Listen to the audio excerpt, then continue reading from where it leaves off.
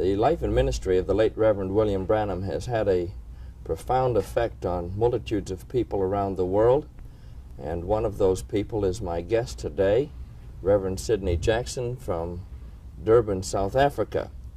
Now, I believe, Brother Jackson, that you were an eyewitness to many of the miracles and things which took place during those meetings, and you attended several of the services, the massive meetings which took place in that country.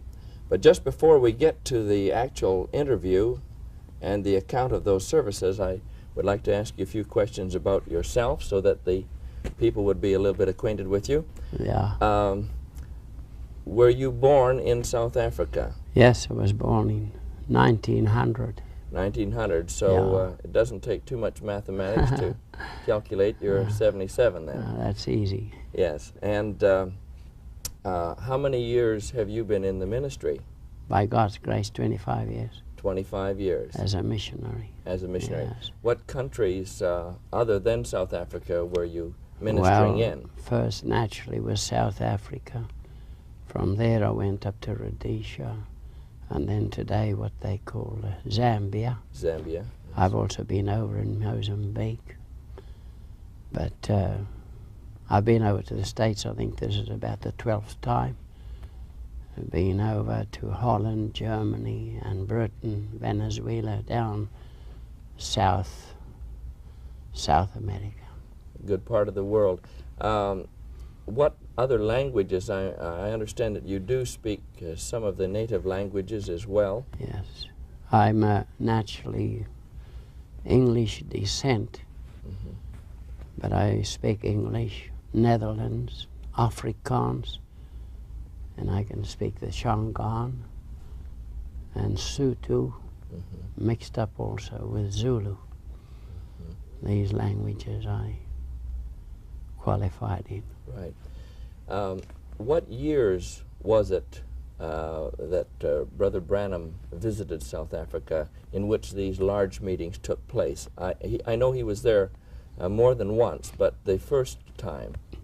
Well, actually, the first time he came was with campaigns. The second time he didn't come. He just passed through to Mozambique. Oh, yes. But I remember, well, I think it was the 4th October 1951. The first meetings were held in Johannesburg, which naturally is the biggest city in the Republic. Well, Johannesburg has a population of about 5 million, does it not? Yes, something like that. And then the meetings were conducted actually in various of the larger centers. Yes, most of the big cities and towns, they'd worked out an itinerary, and he would travel from one place to another. Yes. And I think the whole duration of the campaign was about 9 weeks. 9 weeks of meetings? Yes, and he hardly had any rest. They just kept him going all the time. Well, that must have been a grueling experience. Yes, it was terrific, yes. Yes.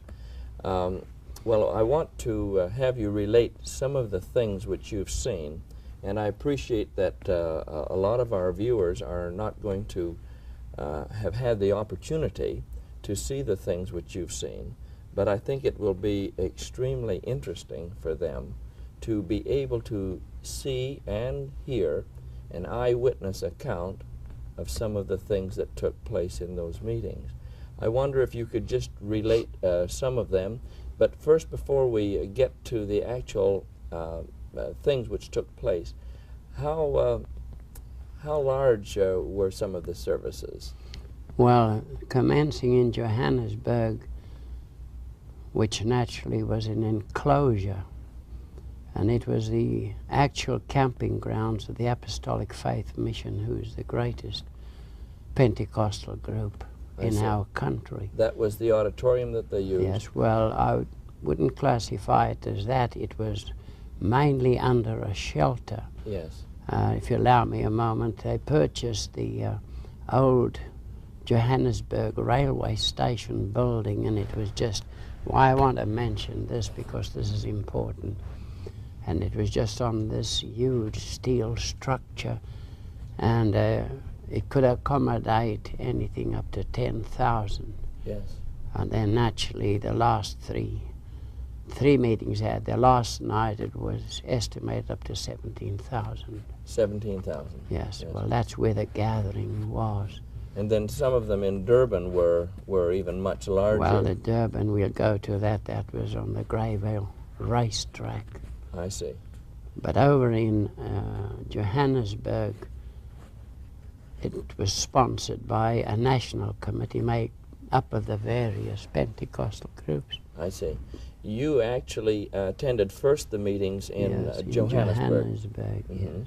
Uh-huh. Well, we stayed away from where Johannesburg was about 300 miles. Mhm. And when these advertisements had gone out about Brother Branham coming to South Africa, was something so remarkable. As we read in the scriptures, we read there that the power of God was present to heal. Yes. And it might seem almost mysterious or unbelievable, but folk who'd never been even to the meeting and just heard about this little man. He was of stature, I would put him down about 5 foot 6, 7, about my height. Mhm. And coming down to the meetings, God just seemed to electrify the whole country. And even in the bus shelters and trains and traveling down in cars. And this is the truth and facts, that children start screaming and start taking off their leg irons. While they were Yes, in bus shelters? en route to the meetings. On their way to the services. Not even having attended a meeting before. My. It was just miraculous how God visited our country. And that seemed to blanket the entire city during Well, those services. I could only put it down as a visitation from God Yes. and God's compassion towards us. Yes. Yes. You've related certain of the instances which took place. You were speaking to me of one man who I believe his doctor said he wouldn't even make it to the meeting. Could you tell us a little bit about that? Well, Brother Ed, I will touch on that if you would just allow me a bit yet to get more or less what I have in mind, and don't think the time will run out. But the night Brother Branham came onto the platform, the huge crowd was already there. And I want to mention around about 4 o'clock in the meeting, before the meetings, people were already accommodated there. What time was the meeting to start? Yes, well, it was at 7:30. And at 4 o'clock Yes, we were already yes. gathering. And then he had meetings around about 4 o'clock, which Brother Baxter and them would preach. But he actually came on the platform at about 7:30. Yes. And these folk were there. And the night Brother Branham came onto the platform, hat in hand in his Bible, and as he stood there and just spoke, and he said, "Good evening, friends." And then they had a healing line, which was by way of card, and then just anyone could call at random. Would have a healing line. There were about 100. But I don't think in any of the meetings, the actual folk that came by card, allocated to come onto the platform, were about 5 or 6. They would only deal with 5 or 6? Yes, it would about that. And then you see these 2 gifts given to him. The one was to discern the thoughts, the intents of the hearts of the people. Yes. And he would just tell you your name, where you came from. And if you were in an accident, he would tell you precisely how the accident was, your disease and everything. I mean, he was calling the people right out of the audience. Yes, yes. He would pray for the first 5 or 6 and then tell them their diseases. And instances there where I saw a man walk upon the platform. When he came walking up, said, "Your name is so-and-so, and you came from Durban." And he says, "Your foot is so many inches short," and the man came like that. He says, "Turn around, walk out, God's healed you." My. And I happened to see that man's shoulders, and as he came and he's walking, when he walked straight with his shoulders balanced and walked out. Instantly and miraculously healed. Instantly his foot lengthened. Well, those are instances where folk had come onto the platform. I remember one man whom I knew well. He'd had cancer all over his body and on his head. And when the evening before he was in the meeting, when Brother Branham prayed that mass prayer, these cancers start falling and dropping off his head. But he still had a card. And as he come up, Brother Branham said to him, "You've had cancer, you're healed, just walk on." Is that right? Now, Were the cancers types of growths? yes, there were growths on his head, big scabs, they fell off. And he had a cancer here, and they'd endeavored to graft on, and it was unsuccessful. And I know the man, and you could see his ribs. And by the third, fourth day, it had healed up, and it was about the size of a match head on this man. He stayed about 30 miles from where I stayed. This was a man you personally knew? Yes, this man. And he attended the first night, but on account of him having a ticket, he still insisted to come up. I suppose there was that desire. And then Brother Branham said, "You had cancer, we still come walking. You had cancer, you were healed last night. Turn and go." Now, there were instances like that. But which was to me very, miraculous and absolutely so inspiring was when Brother Branham stood there speaking to the people, and then he'd say, "Now, you realize there's a presence here." And then he would say, he says, "Now in the name of the Lord Jesus Christ, I take every man and every spirit under my control." And I've been in huge gatherings and even open airs where praying for the sick, you would even have dogs probably fighting out. This is in the colored areas. Mm-hmm. But when Brother Branham spoke that, you could hear almost, anything drop in this huge gathering of people. Just thousands of people, yes, quiet. Thousands, 17,000 the third night.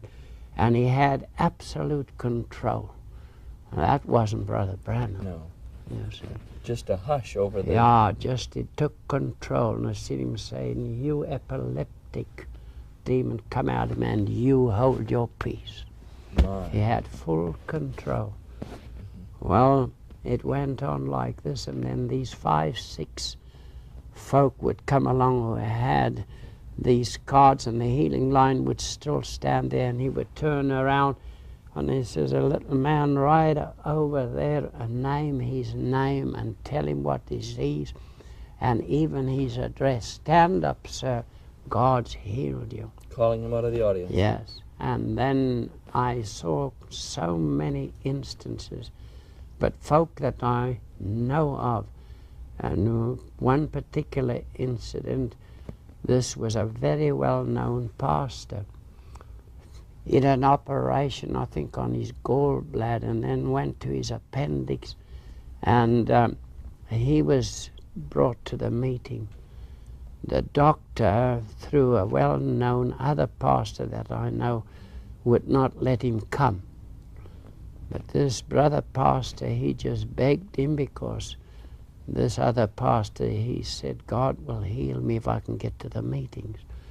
The doctor eventually gave permission, and he said, "I'm granting him a dying wish." He said broadly, he said, "If he ever reaches Branham meetings, I will say that Branham is of God." That was his dying wish to go. Yes, The he doctor gave him was I'm granting. granting him a dying wish. He'll never reach there. And they brought this man along, and I was there in the ambulances. Well, there were numerous ambulances, double-decker buses. The whole country had just one mind and one thought, the Branham campaign. My. And the hospitals had great trouble with their patients. Mm-hmm. And the people became almost antagonistic and defiant. They wanted to get to the campaigns. And the hospital... Even to get out of the hospital? Pardon? Even to get out of the hospital? Yes, and the ambulances had to run them in. You could see the pictures, the headlines in the pictures of all these various ambulances and double-decker buses standing there in those big camping grounds. Well, what happened then to this man, this Well, pastor? this man, coming back to this man, the doctor said, I'm granting him his dying wish. And I was there when they carried him out of the ambulance. And as they carried him out, the pus ran on the ambulance floor. My. The two men carried him in what you would say a cot, we'd say a stretcher, and put him down there and went back to the ambulance. They said, we're coming back to pick you up just now. And this man, I know his name well, I don't want to mention any names, he was lying there, and Brother Branham praying for the sick here and pointing out someone that direction, turned round, pointed to him. Said, your name is so-and-so. He said, you've had one. He said, I see two. You've had 3 operations. He says, sir, stand up, take up your bed and walk. My. And he stood up, right up. And he stood there. After a while, he sat down on the cot. And it was about half an hour afterwards, the ambulance folk came back to take him back to hospital. And they said, what's the matter? He says, I'm healed. They said, well, get on the cot, we'll carry you back to the ambulance. He says, I'll walk back. And to their surprise, he walked back. And they said, well, they're going to take him back to hospital. He went back to hospital, but only to fetch his clothes. And this is a pastor, a minister of the gospel, yes. known to you. Yes. And you saw them carry him out. Well, he didn't carry him out, he walked out. That's what I mean. He walked out. They carried him in and he walked out. Praise God. Now, up to just a few years back, that man was still living. That's only one out of, I would say, hundreds of cases. They had a sick bay there, and there were just hundreds of wheelchairs and stretcher cases, as we would call them. These folk there, they had the St. John's ambulance and the Red Cross, all the nurses and various groups cooperated. It was wonderful even how the police assisted. Mm-hmm. And even in the Durban meeting, they had 74 police just parading there to keep the crowds. But in Johannesburg meetings, which the third night, you see, they'd worked out an itinerary and then only had to stay 3 days in Johannesburg. And the third night, the crowds, well, accumulated about 17,000. But Brother Ed, what I would like to relate here is to around about towards 5, 6 o'clock, the people all gathered there together. A terrific hailstorm set in. Before the service? Yes, before the service. And that's why I said this was just sheltered by galvanized roofing, a huge, I suppose it would be about 200 yards by about 150 yards wide, this big shelter. Mm-hmm. And the folk were sitting there, and they'd bulldozed this ground naturally level to erect this structure, been there for a number of years, and then the ground was sliding like this. And this terrific hailstorm, oh, it hailed for about an hour. All this water and hail rushed right into this big area where the meetings were held. And the folk were sitting high up like that on their feet, on their seats, because it was nothing but hail and ice. And fortunately for those on cots, well, they were just lying a few inches above this hail. Nothing could be done. And when Brother Branham prayed that Mass prayer, which in my opinion most of the meetings took place, and he would pray that Mass prayer. When he prayed that Mass prayer, it seemed that the power of God struck that audience. And I know that photos have been taken of it, and in the pictures which I had one, it seemed as if there was what we would say forked lightning moving over the crowd like that. Just these rays of light. And as he prayed that Mass prayer, my eye saw 20, 30 years in a wheelchair walking out. My. Folk that we know. Praise God. One old woman was brought in and wheeled in, and the children came from out in the bush, And they weren't very much interested in her, and they just left her there and went downtown. Well, when Brother Branham prayed that mass prayer, she walked out of the wheelchair, and she was looking for her folk. And how long had she been in the wheelchair? Now, this case was 23 years. She had in been a in wheelchair. 23 years. Yes. And the mass prayer, was that prayed at the end of the service? Yes, when he had, what I would say, been praying more or less individually, but he went right over as they were there and telling what their names were being pointed out. I take it those folk who'd had that faith, you see. Yes. And as Brother Branham says, you operate that gift, not me. Just like with the Lord Jesus Christ, that woman went and touched the hem of his garment and virtue left him. And then this healing virtue would go out, and Brother Branham would point to them, give them their names and addresses, their diseases, everything. And I saw quite a number of instances.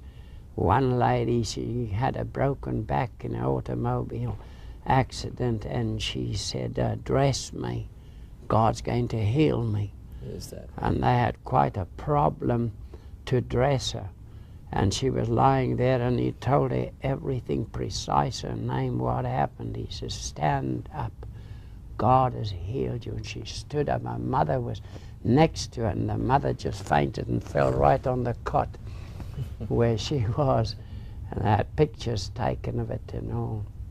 It was just too wonderful. All the papers was just alive with these meetings. And this was still in Johannesburg. In Johannesburg. Now I'd like to go to cover just a little bit of the meetings in Durban. Well, Did you now also attend the services in Durban? Not, I wasn't there, but I'm acquainted with everything. We went down to Durban that way. Yes. But what I wanted to mention here, when he prayed that mass prayer, Brother Ed, I saw people there. One particular instance, 9 years bedridden. 9 years. And he said also, dress me, God's going to heal me. And he got off that cot and walked through that 7-8 inches of hail and ice. My. And wherever there were wheelchairs, people were just walking through this ice to their various cars and that. It must have been then that Brother Branham could detect that faith that was in the hearts of the people. Well, that was the gift which God gave him. Well, when he came the first night onto the platform, he said, folk, I have never seen such a measure of faith in any of my meetings. That's it. And it seemed just if there was an unction. And as I say, the power was present to heal, because God met folk even although they'd never even attended one of the services. Isn't that wonderful? And it continued in our country there for about 8 weeks, until eventually he went to the various places. But then the highlight of the meetings was at Durban. In Durban. At the Gravel race course. Yes, that was the Gravel that was, I race think, course. 25th of November, 1951. I was in Durban and visited the racetrack where these meetings were conducted, and we took some shots, some slides of these of this track, just so I could show the viewers the immensity of the track there, and also down, which we couldn't get in these slides, and we're going to show them to you in just a moment. What we couldn't get in the actual pictures was in the foreground of the racetrack is a large turf area, just green grass, and I understand from speaking to people in Durban that the entire open area, which goes right out into a golf course, that it was just covered with masses of people. Yes, that's true. Now the racetrack itself, it actually seats, does it not, 85,000? Is that about it? Well, they estimated the crowd on the seats there was 60 to 80,000. 60 to 80,000 in the seats. Yes. And then would there they have had been... the area where the horses were racing.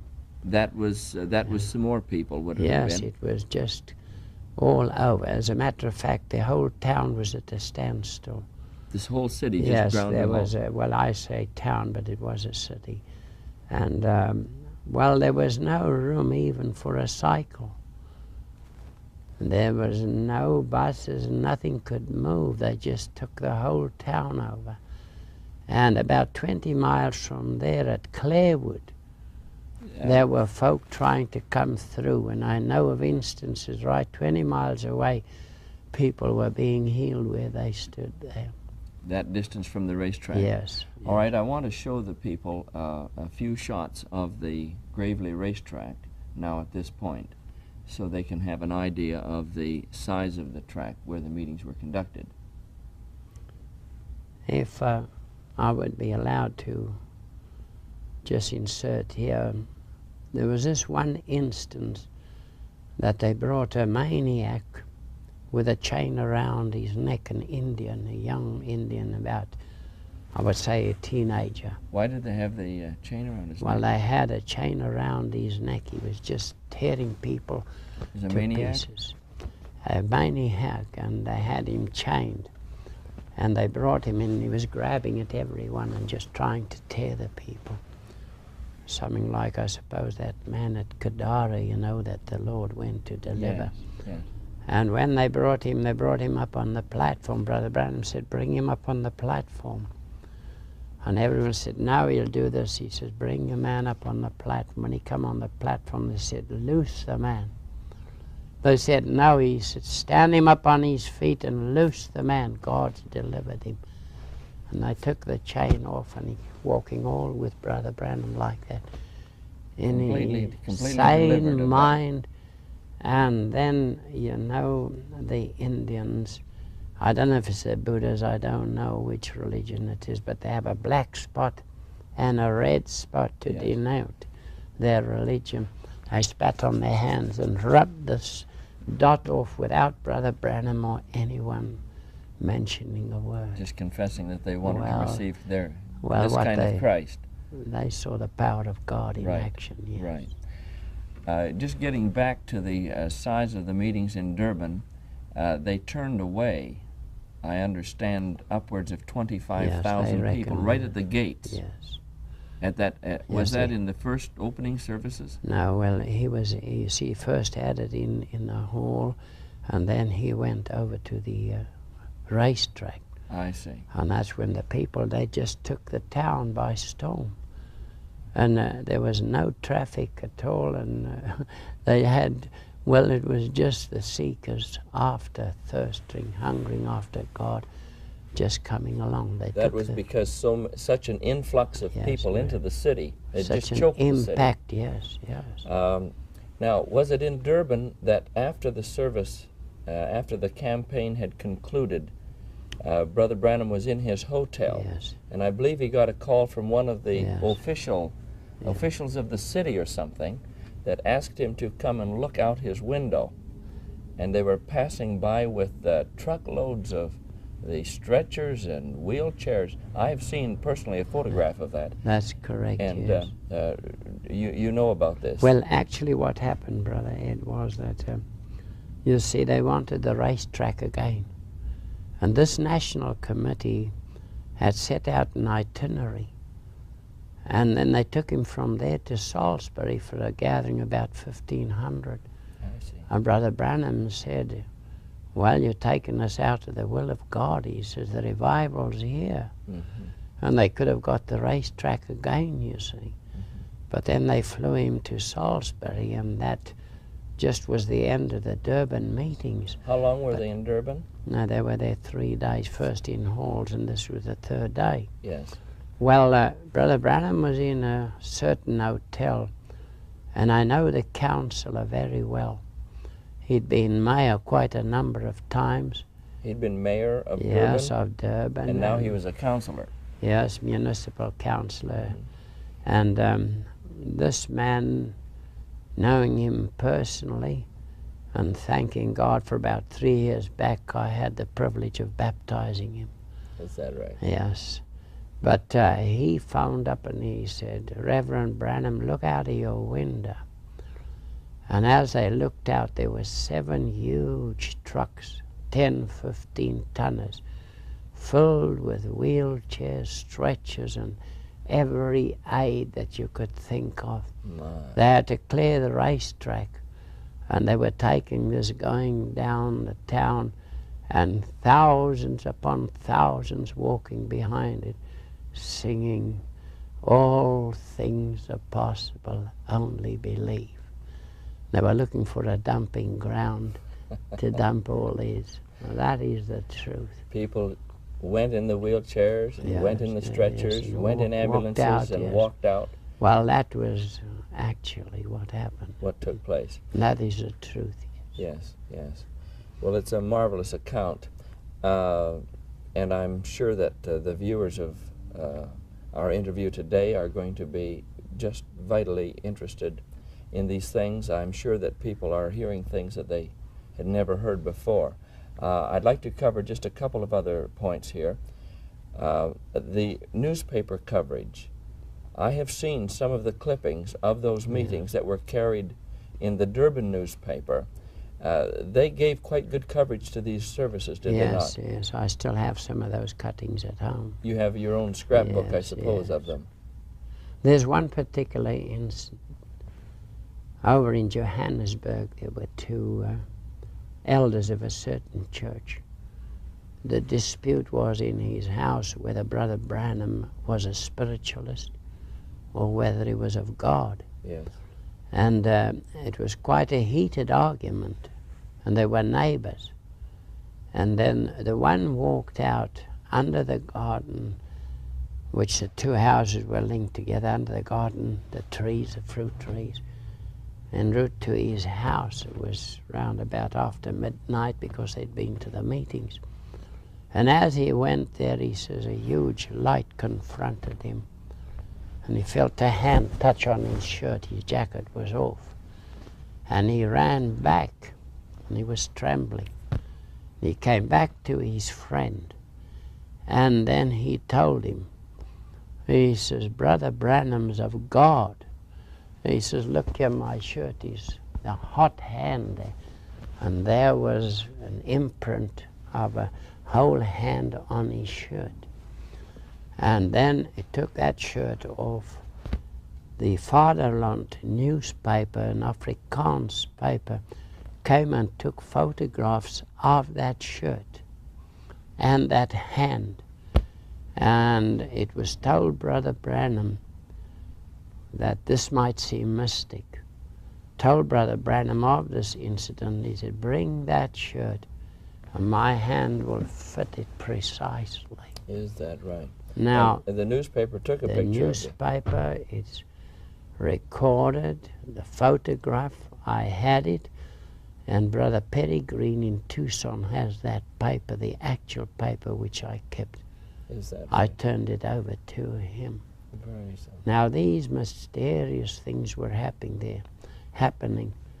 And in one particular instance, Brother Branham was traveling along, and he stopped the car and he said, "Gentlemen, you see that little hut up there in the hill? Will you take me to that hut?" Just a small building? Yes, the native huts. Yes. And going up there, he said, "This woman is a Christian." The woman that lives in the hut? In the hut is a Christian, and she suffers from TB. And she's lying on a cot and described everything. Is that right? And when he came in, she just praised God. Brother Branham prayed for her, and she raised up. She said she was praying to God, and God told her that he would send a man from the United States to pray for her, and she got a healing. So God was speaking on both ends. That's right. Spoke to her, spoke to him. Yes, and sent the prophet there. Were they just traveling to... They were traveling past. Traveling past? Yes, they were on their way to East London when this happened. I see. And the East London Daily Dispatch recorded all those things. So all of these things are clearly documented? In the papers. In the newspapers? No dispute about that. Nothing's here. Well, it's just a marvelous account, just a marvelous account. There were at least two other accounts that I wanted to get in this interview before we finish, and I thought they were remarkable for two reasons. One was they were not in the masses of the people, and you were in attendance personally in both of them. And the other reason is it was in 1965, I believe. Yeah. Was it in the summer of 1965? It was June, July. June, July of 1965, yeah. Yes. And you were going up into the interior of Mozambique or Rhodesia. Which was it? Yes, that was Mozambique. In Mozambique. Up into the jungle areas. Yes, I was right with the prophet right up. Yes. Well, perhaps you could just relate, particularly the one of that young boy and also the other man that was delirious with some disease. Yes, it so happened that we were camped that night there, and Billy Paul was with, and Billy him and Paul is Brother Branham's son. Brother Branham's son. And they were, of course, accommodated in one tent, and I was in another. And Brother Branham came over. It was around about 5 o'clock, and he came over to my tent, and he said to me, Brother Jackson, he says, now they're going to bring a man in here, and he's suffering from smallpox. And he said, you know, the law of the land is that if any of these sick folk would hail or stop you and tell you in their language, you see, that there is a man sick, then you, by law, are compelled to take him to the nearest doctor or hospital. I see. That's the law of the land. Well, I was surprised that Brother Branham knew that. And I had an idea that these folk who had taken us along in this automobile, which was a Land Rover, I thought that they'd told him something about it. I see. But because God had blessed him by knowing of these particular incidents and also revealing the thoughts, the intents, as I said, of the sicknesses. Now here was an instance outside of a congregation. Yes. Absolutely in the wild country. Just in the jungles? Yeah, elephant, lion, everything. And he said to me, now, Brother Jackson, this man suffers from smallpox. He said, if you were called to pray for him, would you lay hands on him? He said, you know, immediately you lay hands on you are a contact, and then you would be isolated. Because it's a contagious disease. Yes, contagious disease. I said, yes, appreciate that. He said, would you lay hands on him? Mm-hmm. What would you do, Brother Jackson? And just in my humorous manner and way, I said, well, I would do what the Irishman said. He said, well, what did he say? I said, the Irishman said, shoot first and argue afterwards. And he just said, come. He said, now you realize they're going to take that man, he's going to take our vehicle, and we will be sitting here for a day or two without a vehicle because they'll have to take him to the hospital about 150 miles away. Right out of the jungles. Yes, yes. The hospital, nearest hospital, was at Beira and 150 miles away. So he said, come. I didn't understand it. I thought that these folk who provided this vehicle told him all about it, not really realizing that it was God speaking to him. He said, come, and we pushed our way through the grass. Now, it wasn't even what we would say a game track. There was no track at all. He just pushed through this grass 6 to 8 feet high. We call it elephant grass. He said, come, and I followed him. Usually in the bush, I would go in front. Yes, because he wasn't familiar with it. Yes, but he just walked on like that. I would say about 200 yards from the camp, he just came and he said, stand still, Brother Jackson. And that was so remarkable to me. And we stood still, and I heard a rustling coming along through the grass. And here they carried a man in on a stretcher made out of just strips of bark. and they carried him. And when they brought him in, he was groaning, ah, ah. And Brother Branham said, Brother Jackson, tell them to put him down. And I spoke in their language. I said, Whakaina Hansi, put him down. And he said, lay your hands on him, Brother Jackson. I just put my hands on, and he put his hands on, and this terrific temperature they had and the smell of the man hit me right in my face. And they easy be there about 90, could be 100 degrees in the shade. It's tropical. And he said, put him down, laid hands on him. He said, come, Brother Jackson. And I followed him.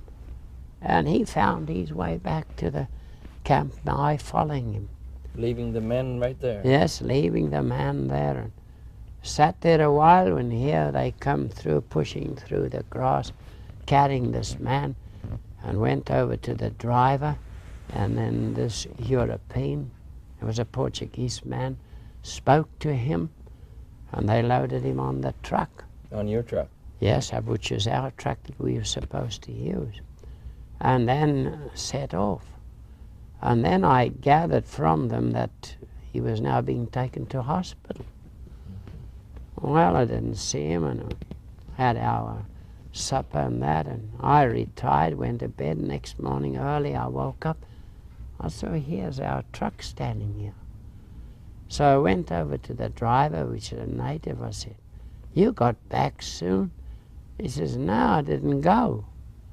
I said, what was the matter? He said, well, this man just a mile or two out of camp, he thumped on the back the truck. I looked through the window. He said, put me down here, my house is here. He lived nearby? Yes. And he was... Where's he? He said, I said, was he sick? He said, no, he's as right as rain. And then about a week after that, we were at Beira, and then one of the natives came up to me and said that one of these young men wanted to see the master. And I went out, and there was this young boy that had this smallpox, and he'd walked away about 150 miles to come and say thank you. He had walked? Gratitude, yes. Probably got a lift, I doubt it. Just to come and say thank you, and that was about a week afterwards, to see the master who prayed for him and say thank you. It must have been that God saw that heart in the first place. Well, the love and compassion of God, That's Brother right. Ed, That's it's past finding Can't out. understand Yes. it, no. Just one more, Yes. and that was that young boy, while you were driving Yes. through the jungles and passing a small native Little village. native village, yes. And you saw that you were explaining to me that the children, as you drive past these little native villages, that the children come because they don't see vehicles very They're often. a bit scared, and they just run back to the huts, you see. Yes. They're dead scared of an automobile. It's absolute wild country. And they just wear their, it's just a little skin. Just a little yes. loincloth, is it? Well, mostly little skin. Uh-huh. And they were playing there, and they saw us, and they just fled towards the huts. Just a little village. And as we passed, Brother Branham said to the driver, just stop a moment. And he said, Brother Jackson, he pointed over to a group, about 20, 30 little, these small natives. And he said, Brother Jackson, you see that little boy over there? I would put him down to about, say, 6 years or old? something like that. He says, you see, he's wearing a little charm around his neck. I said, yes. He said, call him here and call his father here. Well, I really doubted whether his father would be there, because I know these Portuguese folk, on account of them staying on this, although it's absolute wild territory, country, excuse me, they have to, you see, work in the mines and that. The fathers go. The fathers, yes, and then they come home at different periods in the year. So when I called him, and I said, is his father here? His father came. Now that in its own was a surprise to me. And Brother Branham got off the truck, and he said, Brother Jackson, tell him he's wearing that little charm, which is a little nut It's a hard nut. It's called a marulu nut. And he said, tell his father that he suffers from TB. Now, to explain that, you couldn't tell him TB, he wouldn't know anything. So you have to imitate. So I said, he says, yes. He says, and you tell him he's had that right from birth. Yes.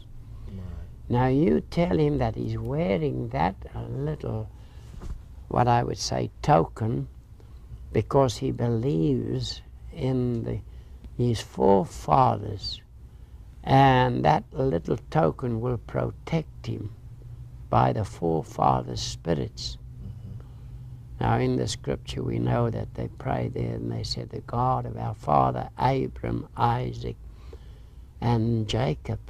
And even in amongst these tribes, just to add in here, they believe all those things. They have no Bible. They even circumcise. And they even use stone for circumcision. And there are many, many things there that they just adhere to, and it's a word of God working from generation to generation. Now, when I told the father that, he said, it's correct. Brother Branham said now to these other folk, this man who had the Land Rover, he said, gentlemen, will you remove your hats, please? We took our hats off. He said, Brother Jackson, lay hands on him. I laid hands on him, and he laid hands, and he prayed. He said, now, Brother Jackson, you tell his father he'll never have that disease again. God's healed him. Wonderful. And the boy really was receptive. And you could see he just believed and accepted it. Now, of course, to me, which was so miraculous was, and mystic, if we want to use the word, is that there was there 20, 30 of those little natives, and that God would single one out. Yes. Now it is very, very difficult to believe that, but we know that even the Son of God, our Lord Jesus Christ, walked up to that pool of Bethesda. That's right. And when all those folk were laying there, cripples and every disease, he only healed one. Yes. Well, Brother Ed, that, I mean, has been experiences I've had with Brother Branham, and I'm really grateful to God. For these things are absolutely the truth. Yes. Well, all I can say is that we are just delighted to have had this account, and I know that it's going to be just a lasting blessing to a lot of people. I'm sure that between the years of 1951 to 1965, there were many things that took place.